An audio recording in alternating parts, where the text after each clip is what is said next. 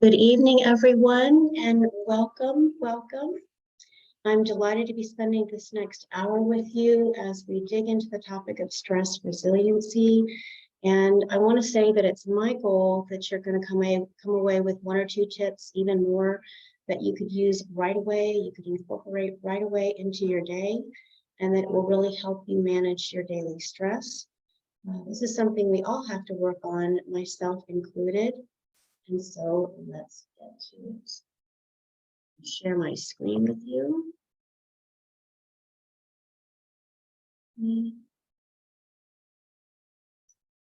All right, so as you know, tonight we're going to cover 10 simple ways to manage daily stress. But before we begin, let me start by saying that to get the most out of this workshop, I do recommend you unplug everything you might have operating in the background, including your email, your social media, any other distractions. You turn off or silence your cell phone, close your door, and just give yourself this time. I want to note we're going to be moving along pretty quickly. There's quite a bit of material I'd like to cover this evening, but I will save some time at the end for Q&A. So go ahead, put your questions in the Q&A box, not the chat box, note, but the Q&A box, and I will be happy to address those at the end. If we do wind up going over the hour time frame, I'll stay and answer any remaining questions. So first, a little about me. Most of you know I'm a registered nurse and a functional medicine certified health coach. I was also able to pass my national board exam last year, so I'm nationally board certified as well. And I started my career working at the Dallas VA hospital in, of all things, spinal cord injury, but then moved from there to a medical and cardiac ICU. And then most recently, I've spent time in home health and hospice. And so you may wonder what brought me to functional medicine. And so way back in 2002, my husband and I were searching for solutions to our children's medical problems. And we just weren't getting any traction from the mainstream medical community. So we were providentially directed to a functional doctor. That was a complete game changer. Family, we are grateful to this day.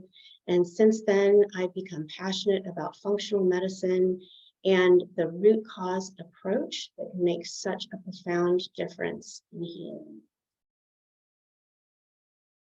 Okay, so we're going to start by looking at the wide variation of symptoms we can see with stress.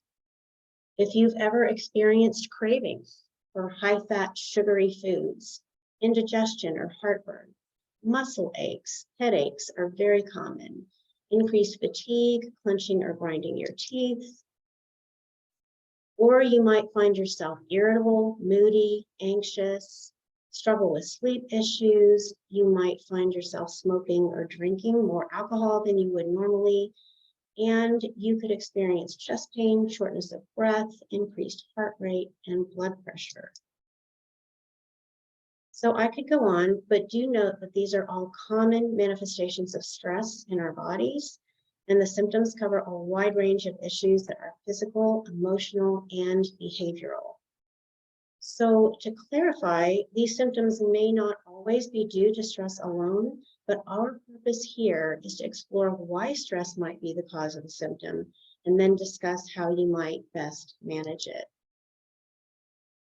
So in the spirit of functional medicine, digging to the root cause, let's explore what stress is and how it might cause these symptoms. First of all, the definition of stress, according to the World Health Organization, is this. Stress can be defined as any type of change that causes physical, emotional, or psychological strain. It's your body's response to anything that requires attention or action. Everyone experiences stress to some degree. The way you respond to stress, however, makes a big difference to your overall well-being. Emphasis there added by me. And so we're going to dig into the body's response to a stressor, which begins in the autonomic nervous system. I am going to ask that you bear with me over the next 5 minutes or so as I get a bit technical. I'm doing this very purposefully because understanding a bit of detail behind how our bodies respond to stress helps us to recognize it in ourselves and figure out how to better address it. So first, we need to know there are two biological systems that are activated when we enter a stressed state. First is called the autonomic nervous system, or the ANS, and it's involved in automatic functions which occur without our thinking, like our breathing, our digestion. It also controls the muscles of our internal organs, as well as glands like salivary and sweat glands. And so you can see from the diagram, this system is divided into two parts. On the right side of the diagram, you see the sympathetic nervous system, also known as our fight or flight system, and which helps us react appropriately in an emergency. On the left, you see the parasympathetic nervous system, which is also nicknamed our rest and digest system because it helps our bodies rest, relax, and digest food. So the classic example of a sympathetic nervous system response is that of a person being chased by a tiger. And for our purposes, I'm going to go ahead and use that example because it just gives us such a clear picture of what happens to our bodies under stress. So let's look at the right side of the diagram and observe all the ways our body would respond when the tiger is after us. So first, as soon as we realize the tiger is near, our sympathetic nervous system reacts. Again, on the right side of our diagram, starting at the top, note that our pupils will dilate to let in more light and allow better vision of our surroundings. The heart rate increases and the bronchial tubes in our lungs dilate in order to provide more energy and oxygen to the body, obviously needed to fuel a rapid response to this danger. Sweat glands will be stimulated to increase secretion. The liver increases its rate of transforming glycogen into glucose for more energy. The digestive system, on the other hand, will slow as digesting food is not critical at this moment. The adrenal glands will stimulate the production of the hormones adrenaline and noradrenaline, which signal the body to get ready to respond to danger. The uterus in a female contracts, and the bladder relaxes to store rather than eliminate urine. All these processes work together to optimize our body function in this fight or flight situation. So the other part of the autonomic nervous system is the parasympathetic side, shown on your left, and it acts in mirror opposite to the sympathetic side. So you can see this would be the type of response your body would have once you've escaped from the tiger. The pupils constrict, returning to their normal size. The heart rate slows, bronchial tubes constrict back to normal size, and the respiratory rate slows down. The liver stimulates bile release. The blood vessels return to their normal state. The digestive system now begins working again to digest food. Uterus relaxes, and the bladder is now permitted to contract so we can eat. All these processes optimize function in the body at rest and allow it to operate in maintenance mode. Okay, so to summarize, the sympathetic side is your fight or flight response. The parasympathetic side activates your rest and digest response. And another way to remember this is just to think of the S in sympathetic as relating to stress, and the P in parasympathetic as relating to peaceful. And there is a second biological system which is activated when you're in a stressed state. It's called the HPA axis, or the hypothalamic pituitary adrenal axis. And you can see this in the diagram with the hypothalamus, the pituitary, and the adrenals highlighted in black. So think of the HPA axis as a stress broadcast system. Stressor will first be detected by the hypothalamus in the brain. It then sends a stress signal in the form of a hormone called CRH to the pituitary. Pituitary then releases ACTH, or adrenocorticotropic hormone, which sends the signal down to the adrenal glands, which, as you can see, sit on top of your kidneys. And the adrenals release cortisol, which most of us know to be our primary stress hormone. We're going to be talking a lot about cortisol in our time together. So let's go back to thinking about our situation with the tiger. Our body responded in that fight or flight mode, and it enabled us to successfully utilize our best resources to escape. Once the threat is over, we would normally recover and return to that parasympathetic or rest and digest state. The stressful situation we encountered with the tiger was a short-lived acute situation. So most of us know that the body is good at handling episodes of acute stress under normal conditions, but not chronic stress. In an acute episode, we saw how our blood pressure, heart rate, breathing rate, and so forth can skyrocket for a short while. But if you're healthy, these markers of stress return to normal quickly. However, if you struggle with chronic stress, over time, this gradually increases your resting heart rate, blood pressure, respiratory rate, your level of muscle tension, etc., so that now the body works even harder while at rest to keep you functioning normally. And so this new normal can eventually lead, to a multitude of health issues. I'm going to give you a few examples of just how this happens. So raised blood pressure in the short term helps transport more blood to the brain, but long-term chronic high blood pressure increases the risk of heart disease and stroke. Small amounts of cortisol improve our brain function in a short, stressful situation, but prolonged release of cortisol starts to kill nerve cells in the hippocampus, which is the brain's memory center.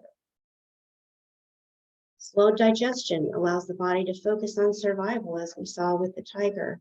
But if this occurs for too long, digestive complaints will result by constipation, bloating, indigestion, IBS. So my last example here is that short-term inflammation is the result of your immune system firing up to help you deal with that acute threat.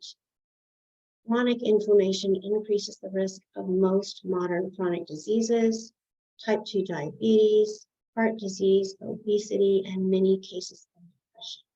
Those are some of our examples. And so, how can we better manage our daily stress to prevent it from becoming damaging chronic stress? This is where the practice of stress resiliency comes into play, and of course, the main focus of our discussion tonight. So I'm going to explore 10 different ways we can build stress resiliency. As we go through these tips, I encourage you to make some mental notes, jot down 1 or 2 suggestions that you might consider adopting right away.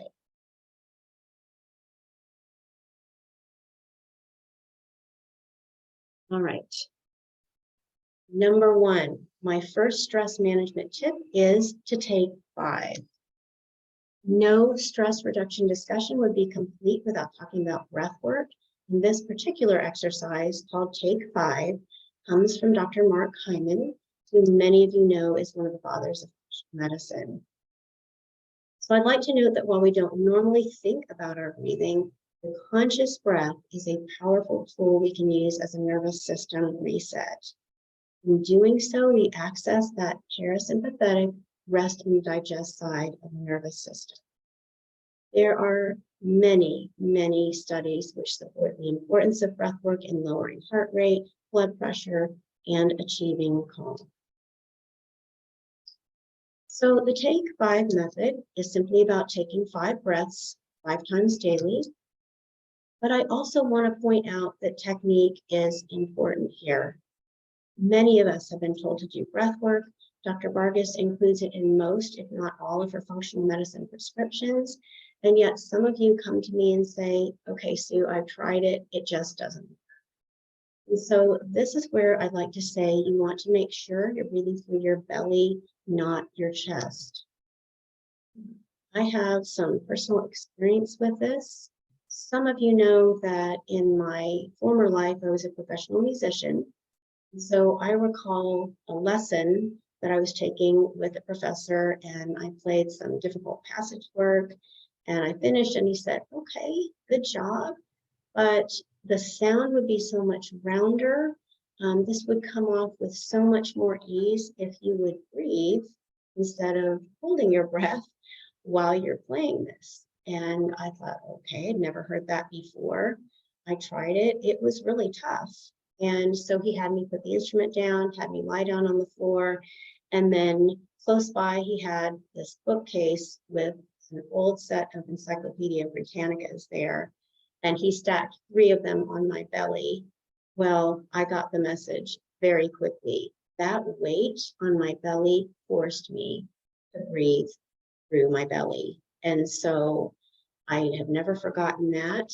And as a result, I suggest that if you have trouble breathing, you're breathing through your chest and your shoulders are coming up, stack some books on your belly and you'll understand what it means to belly breathe. It makes a complete difference in how you do any sort of. Okay, so I'd like just to briefly practice this technique. I'm going to go through the steps first and then we'll try it together. So sit up straight. You may want to put one hand on your belly to feel it rise and fall. You're going to inhale through your nose to the count of 5, pause for 1, and then exhale through your mouth to the count of 5. And as you breathe, you're going to see and feel your belly rising and falling. Again, shoulders should not rise. Let's do this. Sit up straight, put one hand on your belly. Inhale through your nose, count of 5. 1, 2, 3, 4, 5. Pause for 1. Exhale through your lips. 3, 2, 1. And inhale to 1.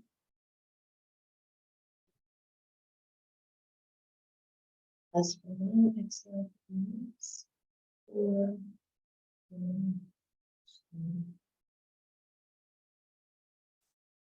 1.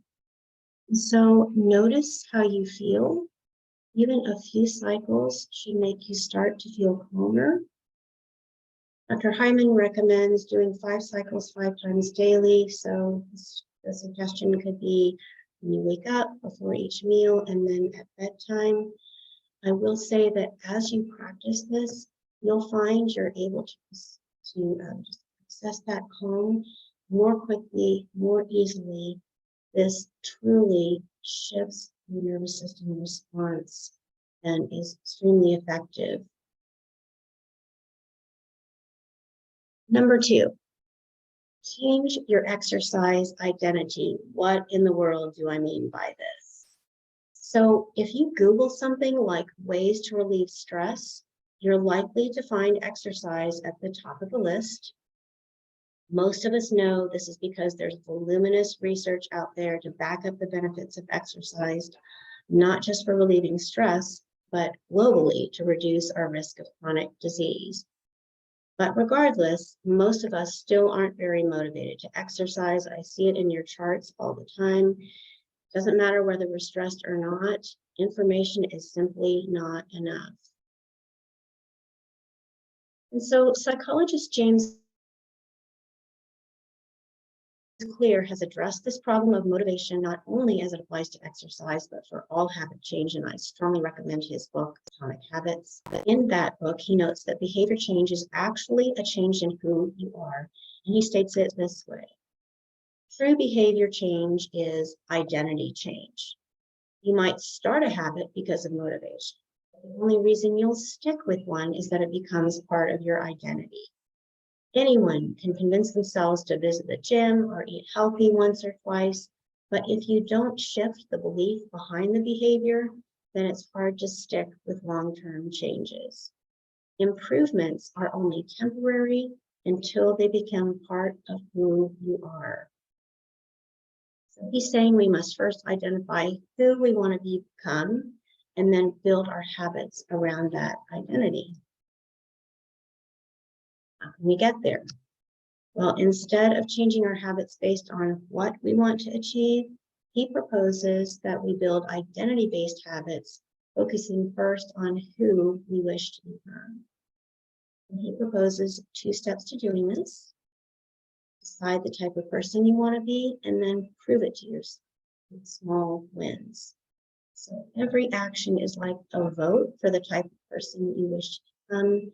And so, in other words, the habit becomes part of your new identity. Here's an example. Let's say your desired outcome is to get fit. So ask yourself, who is the type of person that can achieve that outcome? You can come up with many different ideas here, but I'm going to say that you want to become the type of person who moves more every day. And so your identity goal is to become someone who works out. Then you want to develop habits that fit the person who works out. And you can start very small. So you might start by changing into workout clothes after work. Second step could be walking out the door for a walk.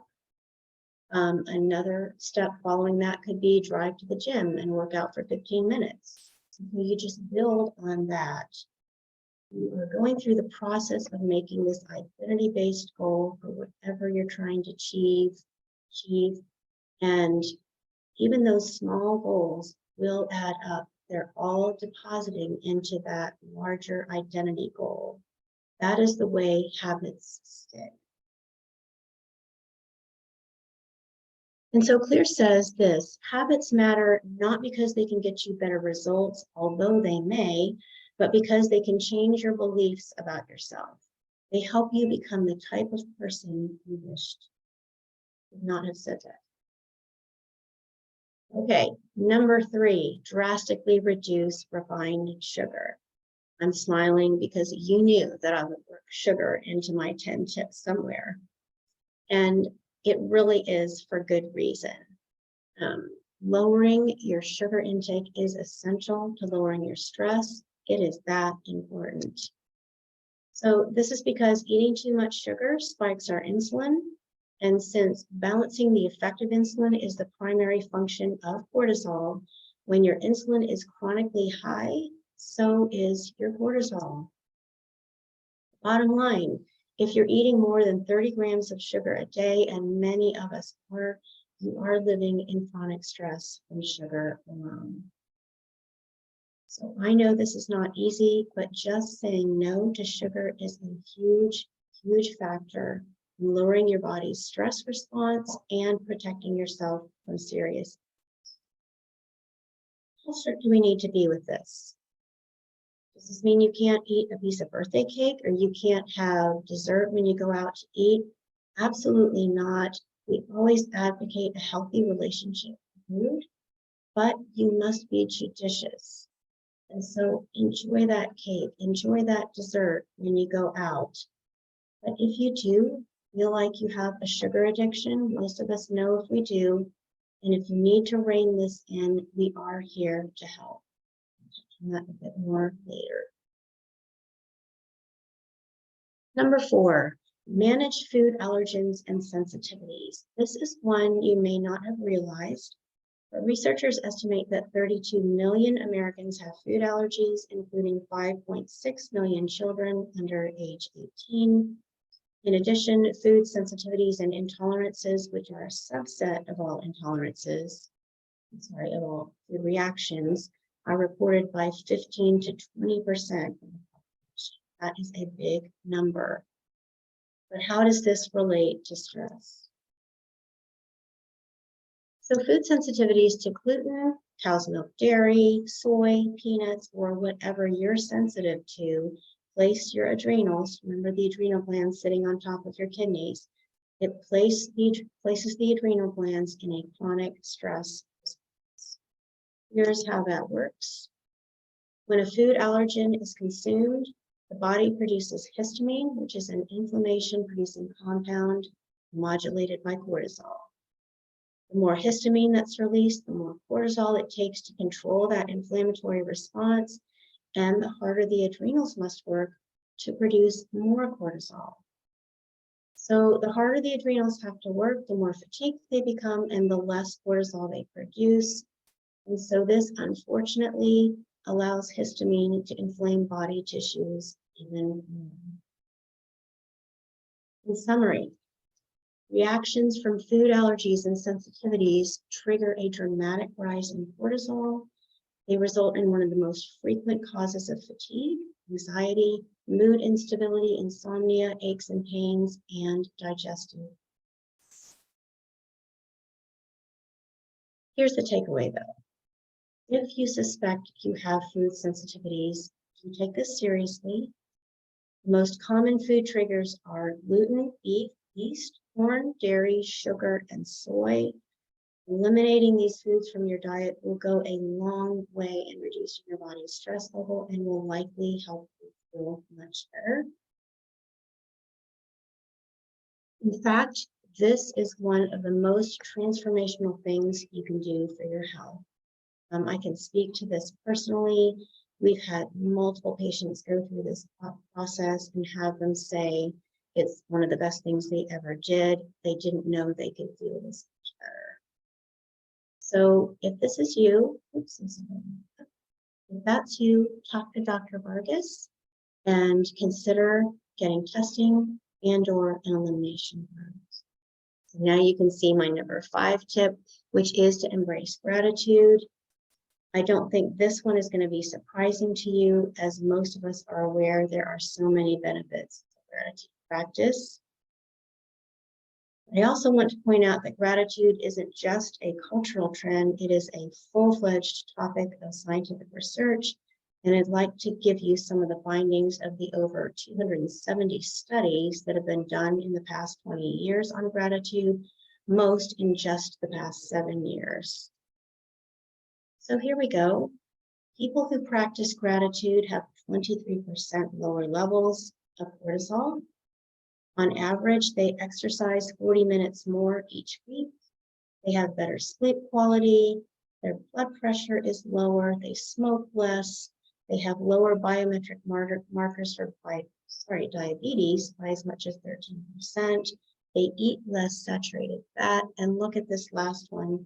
For those at risk, reduce the chance of depression by 41%. That is a huge number.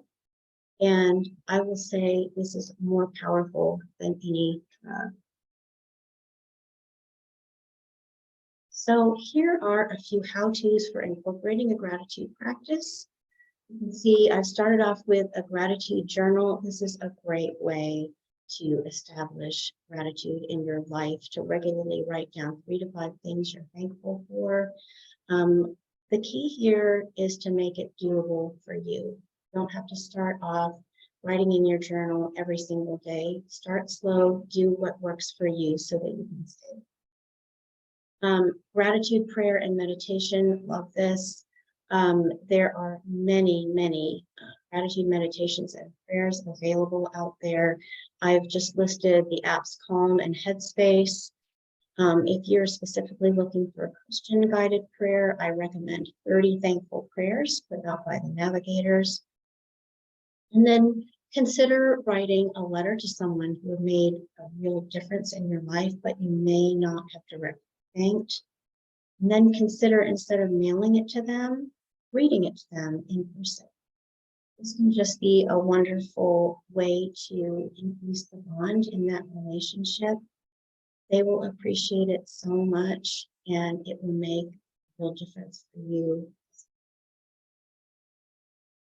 So I'd like to end this part on gratitude by giving you a quote from Dr. Robert Emmons. He's the foremost researcher on gratitude in the world. He's also a professor at UC Davis, and he has this to say: "The best way to practice gratitude is just to integrate it into everyday life, not to do something different or special or add to a to-do list. Just by not taking things for granted, looking at life like a gift, using the language of gifts and givers and receivers, what I call trafficking in the language of thankfulness. You don't have to do anything special. It just becomes very automatic and habitual, and I think that's when gratitude will achieve its most I am so taken with his phrase, trafficking in the language of thankfulness. What a spectacular way to think and move through your day. So a mindset like that, truly transformative. I do think, though, that to gain traction on this, most of us will need to be intentional about including a short gratitude practice into our day.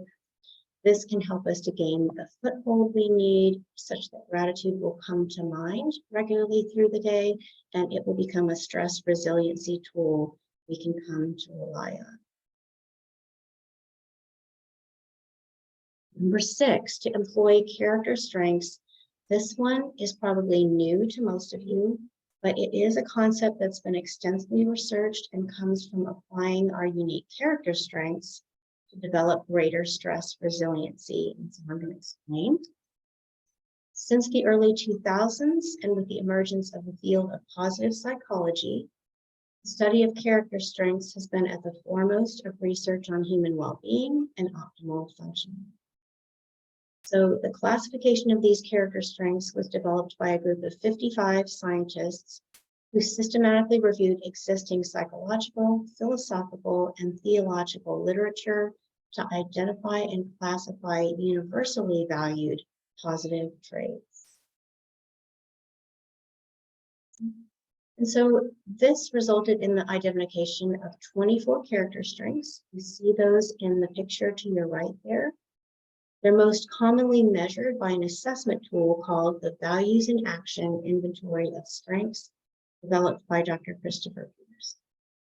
And so everyone possesses all 24 character strengths in different degrees, so each person has their own unique character strengths. So take the VIA survey. Just go to viacharacter.org. This is just a fun thing to do. It's short, about 10 to 15 minutes. It's free. And as soon as you complete the survey, it generates your character strengths survey results. And they give you tips on how to use them. They have reports that you can purchase on the site as well if you want to take a look. How does all this apply to relieving stress? So I'd like to share a technique from Dr. Ryan Nemec. He's the Chief Science and Education Officer of the BIA Institute, and he suggests a mindfulness technique to manage our daily stress, which he calls mindful pause. This is a 2-step, 10 to 30-second exercise to use any time of day. Simply pause, take 3 breaths, belly breaths, and ask yourself, which of my character strengths might I use now? Obviously, each situation you find yourself in is different, but here are some examples of how you might use this technique. You can employ your strength of forgiveness as you're about to interact with a difficult person. You might consider utilizing curiosity as you meet someone new, or employing perseverance when you're facing a challenge. And so knowing our own particular character strengths, using them in this way can help us to be more proactive and less reactive in our daily lives. Love it that you could do this multiple times during the day, and that you're starting with that breath work, which calms you, centers you, and then you're accessing your own God-given strengths, character strengths, to put into whatever situation you're in, help you manage it better, and dial down that stress. Number 7, take a midday tech-free break. So I talked about this in the January clinic newsletter. I'm going to expand on it just a bit more here. And so taking a tech-free break is important for several reasons. Here's the first. We're all busy. Many of us tend to think we need to focus on our work throughout the day to be most productive. And we also believe that if we switch off, our brains switch off too. Renowned functional medicine Dr. Rangan Chatterjee reminds us that this is simply not true, though. He describes the part of the brain called the default mode network, or DMN. This is a large-scale network which shows lower levels of activity when we're engaged with a particular task, such as paying attention, but higher levels of activity when the brain is at wakeful rest. And so the DMN is most active when we're doing things like daydreaming, recalling memories, planning for the future. When you have that great idea in the shower, that is the DMN at work. So taking a break to walk the dog, to look out the window and daydream, listen to music, and so forth, these are actually important and a truly productive way to relieve stress, plus provide a mental reset. But wait, when you go out for your walk, please leave your phone behind. A critical part of this reset is to take a tech-free break as well. And so functional medicine researcher Chris Kresser notes that using smartphones appears to stimulate the fight or flight response, decrease that rest and digest response. And we know that these changes to the nervous system and the associated stress hormones released are connected with virtually all chronic diseases. So walk away from your desktop and put your phone in a drawer. You may initially feel a strong tug to get back to it, but once you wean yourself off of this, you're likely to dial down your stress, embrace a more positive outlook, enjoy richer conversations with others, and allow for more elastic thinking. That's that creative and solving part of the brain, which kicks in when the brain is in a state of rest. Number 8. So improving your social fitness. This is not a tip that was on my original list of 10. I discovered this by listening to a podcast with Dr. Robert Waldinger. He is a psychiatrist at Mass General and a professor of psychiatry at Harvard. And so Dr. Waldinger is the director of the Harvard Study for Adult Development. This is a longitudinal study that began way back in 1938 with 268 Harvard sophomores. And so their physical and mental health has been added, the women were added to the study a little bit later, and everyone has been followed now for 85 years. The study is ongoing with the aim to reveal clues as to what helps people lead happier and healthier. So I want to just highlight a major outcome of this study. The researchers found that loneliness and poor quality relationships were found to be as damaging to our health as cigarette smoking and obesity. Oh my goodness. When I heard this, I literally gasped out loud. We consider smoking to be at the top of the list when it comes to detrimental things we do for our health. And so the magnitude of this issue is huge.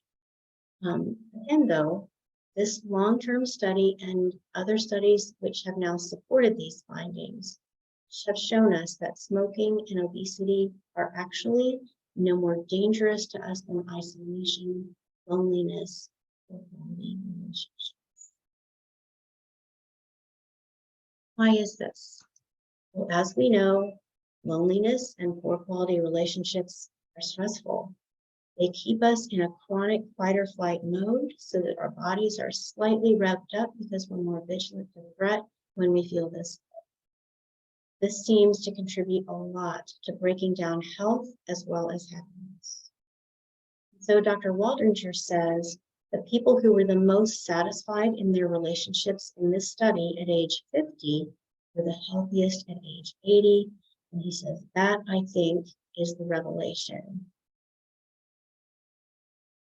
So what are some action items we can take from this very compelling research? Well, Dr. Waldinger suggests we think of our social lives similarly to the way we consider being physically fit. And so in addition to physical fitness, we also work on social fitness. He gives us a multitude of suggestions. I've picked 2 that I consider to be really important.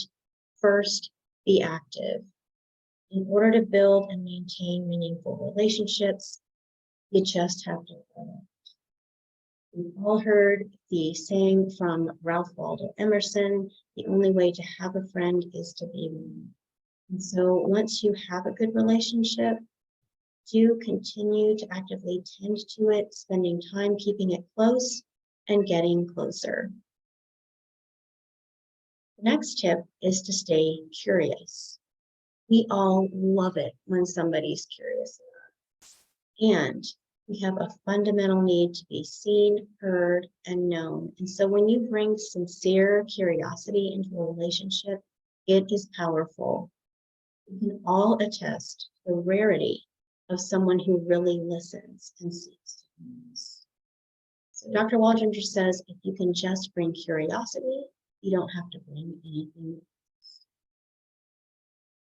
So in summary, consider your social fitness as important as your physical fitness and eating habits. This is crucial for stress resiliency and for avoiding chronic illness. And then actively pursue social fitness. Make time for friends and loved ones. And then finally, stay curious, make new friends, and strengthen established relationships. Stay curious. Look for something new you haven't noticed before and explore it together.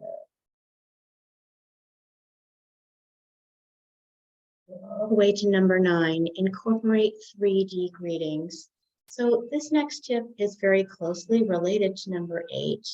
It's also about building stress resiliency by strengthening our relationships, but in a little bit of a different way. And so newer information on reducing stress involves looking at the importance of touch.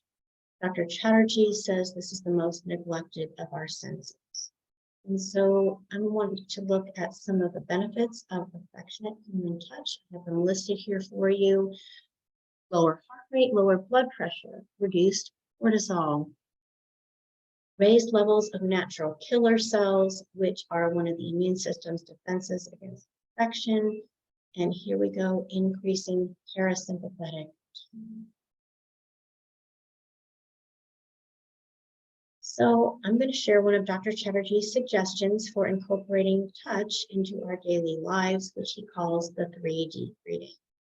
You want to greet your partner or your friend in 3 dimensions.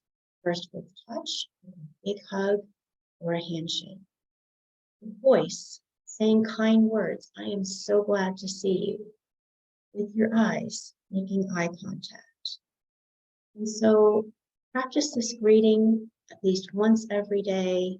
With friends, remember to make eye contact, but at the same time, ensure there's that element of touch, a warm handshake or a hug, and some meaningful words. I have implemented this more in my own life, and I will tell you this seemingly small thing can and will transform the fabric of your relationships, and it takes less than 10 seconds. It is truly another way to build your social fitness and thereby your stress resilience. Okay, last but certainly not least, I want to introduce you to Heartmath. So Heartmath is a toolkit which makes it possible for us to access our ability to self-regulate our own physiology.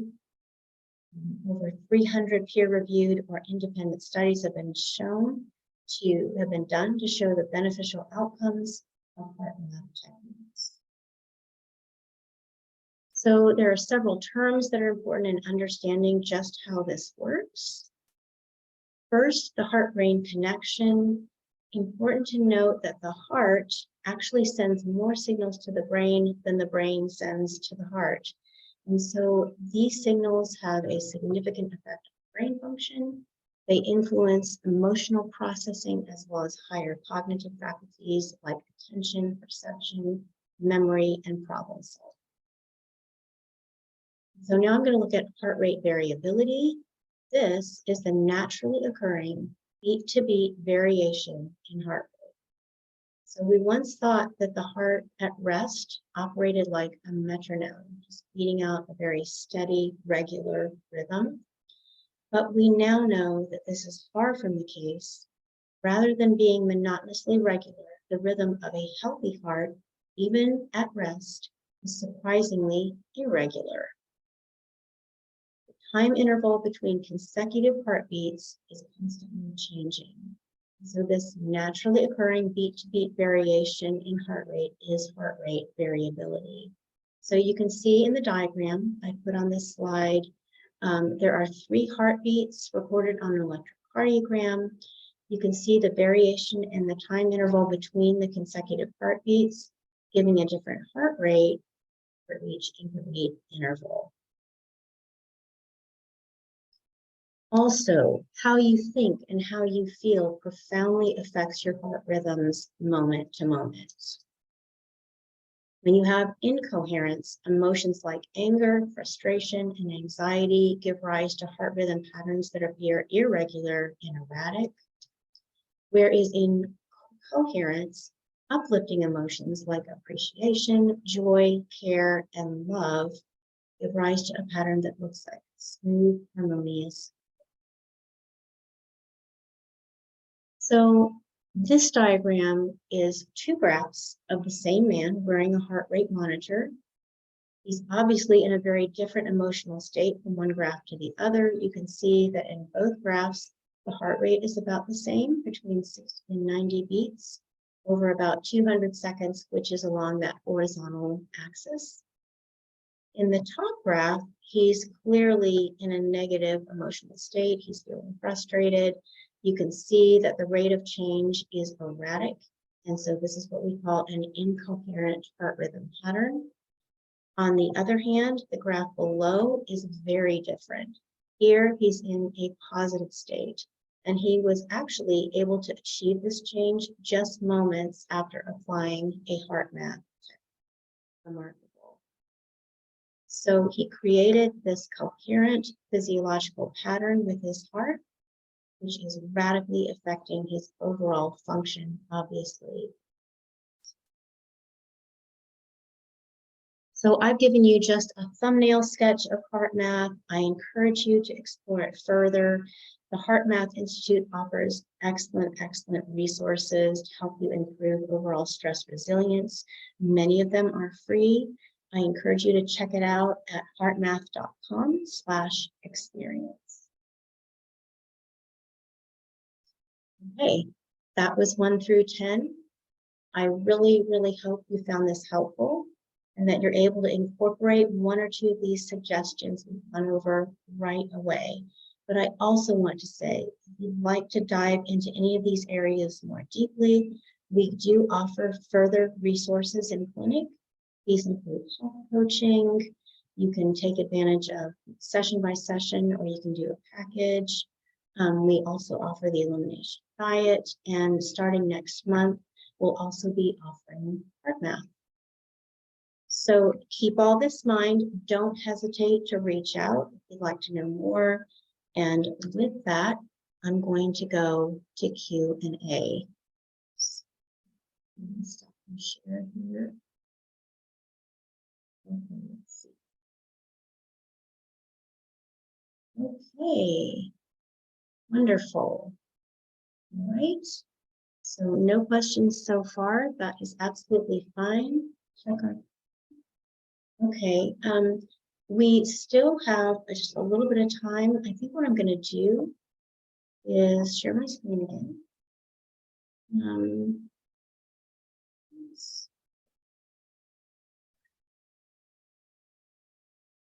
Oops. And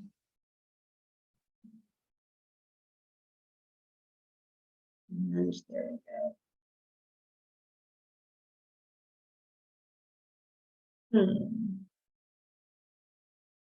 Well, I'm having trouble getting to this.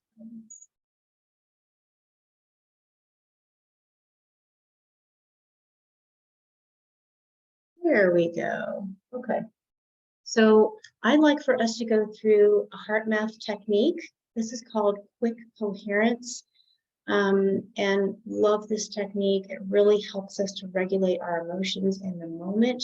You can use it any time of the day. And By doing this, you can achieve that coherence, that very smooth heart rate variability wave, which I just showed you. And if you achieve that, you're likely to be calm. Okay, so here we go. Make yourself comfortable. You can practice this technique with your eyes open or closed. Settle into your chair, uncross your arms, uncross your legs. Release all the tension from your body, feeling fully supported. And now bring your attention and awareness to your heart. Focus on the center of your chest and simply notice your heart and the heart space around it. While continuing to focus on your heart, take some slow, easy, refreshing breaths, breathing in and breathing out. Try to imagine your breath is coming in and out of your heart space. See it coming in, swirling around your heart, and then slowly going back. And so now I invite you to add a positive heart feeling. Recall a time when you felt good, a situation that filled your heart, joy, excitement, happiness, peacefulness, or gratitude. Remember a special place or the love you feel for a close friend or relative or treasured pet. Try to relive that memory now. Really tap into the emotions you were experiencing. The key is to shift from your head to your heart and shift from thinking about the situation to feeling the emotion. Simply imagine you're back in time, reliving this moment. So continue heart-focused breathing in and out. If your mind wanders, that's okay. Gently bring your attention back to your heart space. Breathe and recall your positive memory.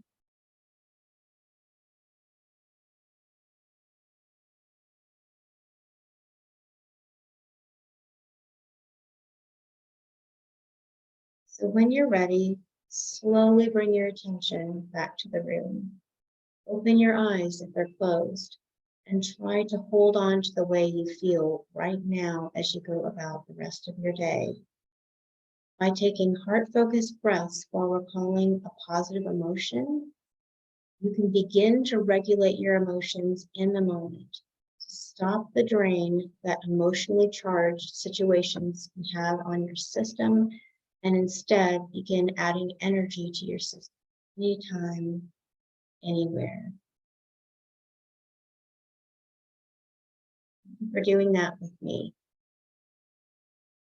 You can find that quick coherence technique on the Heartmath website. I'm going to stop my share and I see it. What all does health coaching entail? Okay, so thank you, that's a great question. Health coaching is about helping you reach whatever your goals are. It's non-judgmental.